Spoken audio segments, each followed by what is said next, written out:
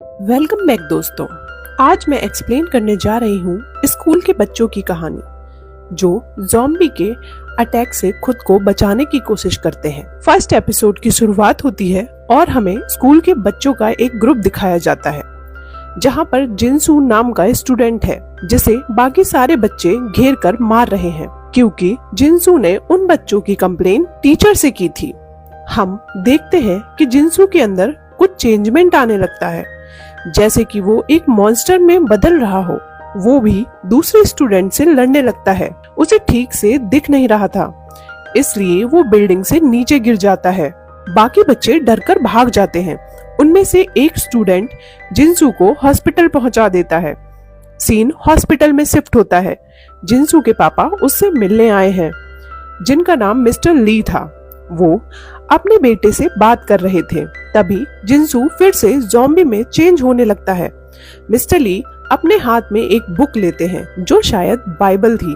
वो उससे जिनसू को पीट पीट कर मार डालते हैं। उसे ठिकाने लगाने के लिए उसकी बॉडी को एक बड़े से बैग में पैक कर देते हैं। वहां से ले जाने लगते हैं। बीच रास्ते में ही जिनसू का हाथ उस बैग से बाहर निकल आता है और मिस्टर ली का हाथ पकड़ लेता है, यानी कि जिनसू अभी मरा नहीं था। ये देखकर मिस्टर ली बहुत बुरी तरह डर जाते हैं। जिनसू के हाथ पर बहुत से इंजेक्शन के निशान थे। ये किस लिए थे हमें आगे पता चलेगा। सीन शिफ्ट होता है। हमें स्कूल दिखाया जाता है। साउथ कोरिया में स्कूल के बच्चों को अपना स्कूल खुद ही साफ करना पड़ता है। हर चीज की सफाई को वो आपस में बांट लेते हैं जिससे काम आसान हो जाए। ऐसे ही एक दिन स्कूल के अंदर सारे बच्चे अपना अपना काम कर रहे थे। ये सुबह उनके लिए बाकी दिनों जैसी ही थी, लेकिन आज कुछ बदलने वाला था। अब हमें एक स्टूडेंट दिखाई जाती है जो साइंस लैब में सो रही थी। जब उसकी आंख खुली तो उसने कुछ आवाज सुनी। वो पास जाके देखती है तो उसे वहां एक बॉक्स दिखाई देता है। उसके अंदर एक क्यूट सा व्हाइट कलर का माउस था। लड़की माउस देखकर उसे छूने की कोशिश करती है। तभी वो माउस उसे बाइट कर लेता है, जिस कारण इस लड़की की फिंगर से ब्लड निकलने लगता है। वो लड़की वहां से जाने ही वाली होती है, तभी उसके सामने मिस्टर ली आ जाते हैं। अब हमें पता चलता है कि मिस्टर ली इस स्कूल में साइंस टीचर हैं। उनका बेटा जिनसू भी यहीं पढ़ता था।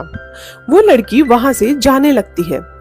मिस्टर ली फर्श पर ब्लड की ड्रॉप्स देख लेते हैं और समझ जाते हैं कि उस चूहे ने लड़की को काट लिया है। फिर तुरंत उस लड़की को दरवाजे से खींच लाते हैं और उसी लैब में बंद कर देते हैं।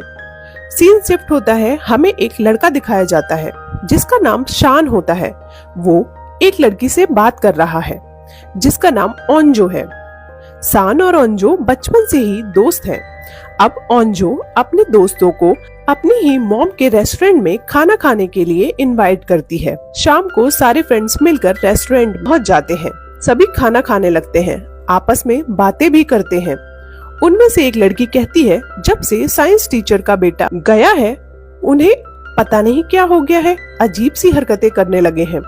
एक दिन तो वो अचानक क्लासरूम छोड़कर ही चले गए थे। वो ये भी बोलती है कि उसे मिस्टर ली से बहुत ही गंदी स्मेल आती है।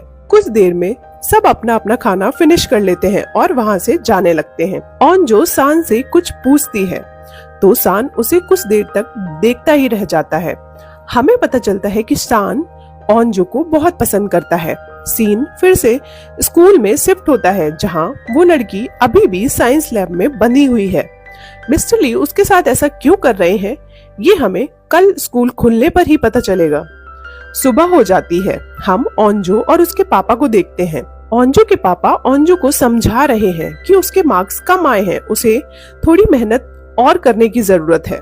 हमें दिखाया जाता है कि ओंजो और शान एक ही बिल्डिंग में रहते हैं। दोनों स्कूल भी साथ ही जाते हैं। स्कूल जाते समय रोज एक गेम खेलते हैं। जो गेम हारता है उसे पूरे दिन के लिए दूसरे का स्कूल बैग उठाना पड़ता है। आज गेम ओंजो हारती है। सभी बच्चे स्कूल के बाहर पहुंच चुके थे। इनके स्कूल में एक रूल था, सभी को दिए गए टाइम तक स्कूल में एंट्री कर लेनी है। टाइम से जरा भी लेट हुए तो उन्हें बाहर ही रोक दिया जाता था। सीन एक बिल्डिंग पर शिफ्ट होता है जहां कंस्ट्रक्शन का काम चल रहा था। यहाँ कुछ बदमाश बच्चे दो स्टूडेंट्स को परेशान कर रहे थे। ये वही गैंग था जो सीरीज की स्टार्टिंग में जिनसू को मार रहा था। आज उनके सामने दो और स्टूडेंट थे जिनमें एक लड़की और एक लड़का थे। ये लोग लड़की के कपड़े फाड़ देते हैं और उस लड़के से उसका वीडियो बनाने के लिए कहते हैं। तभी हमें एक और स्टूडेंट दिखाया जाता है जिसका नाम सुयोक था।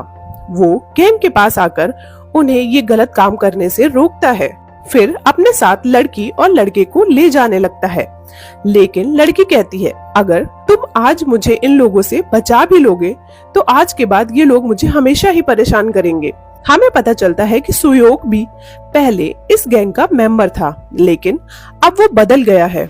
वो स्कूल में वापस चला जाता है। अंजू सुयोक को देखकर अपने बाल खोल लेती है, उसके पास जाकर उससे बात करने लगती है।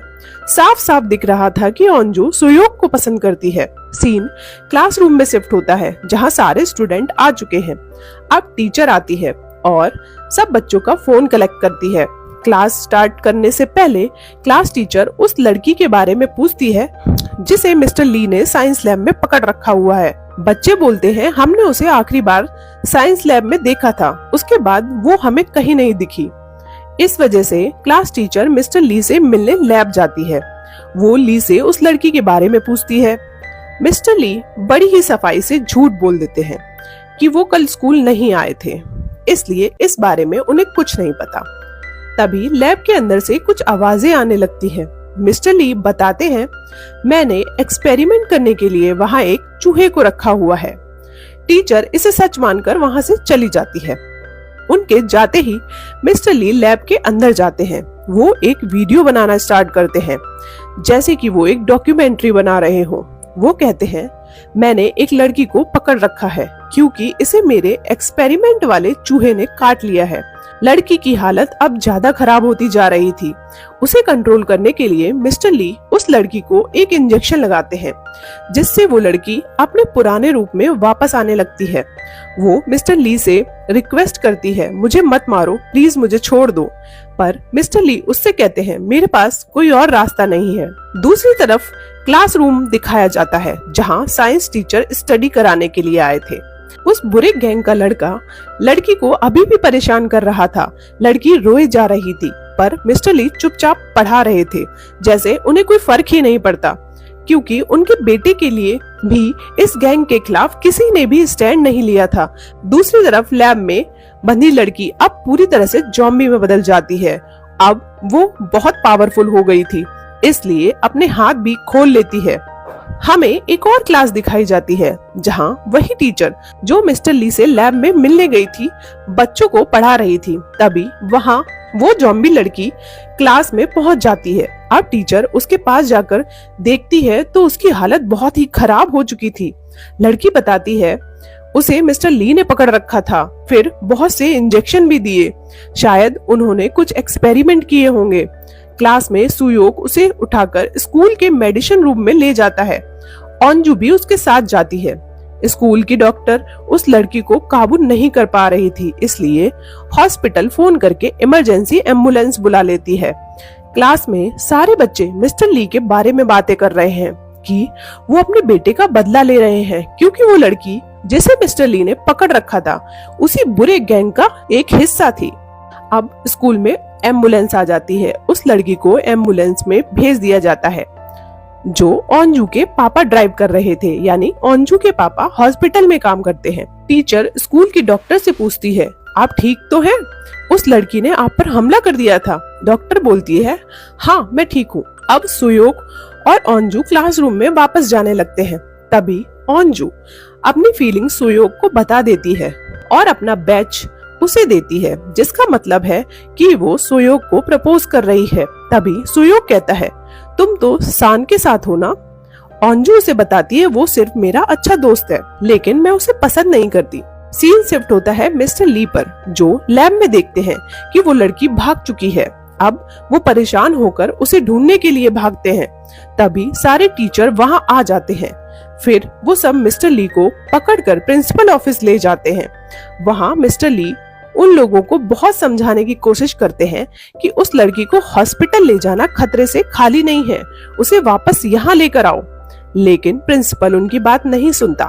वो कहता है तुम्हें उस लड़की को बांधकर नहीं रखना चाहिए था, तुमने बहुत गलत किया उसके साथ। ली बोलता है मेरे बेटे को भी ये लोग कितना टॉर्चर कर रहे थे, इस बात को तो आपने इग्नोर कर दिया। प्रिंसिपल ने वहां पुलिस वालों को भी बुला लिया था जो ली को अरेस्ट करने लगे। सीन स्कूल की डॉक्टर पर शिफ्ट होता है जिसके हाथ पर ज़ॉम्बी लड़की ने बाइट कर लिया था।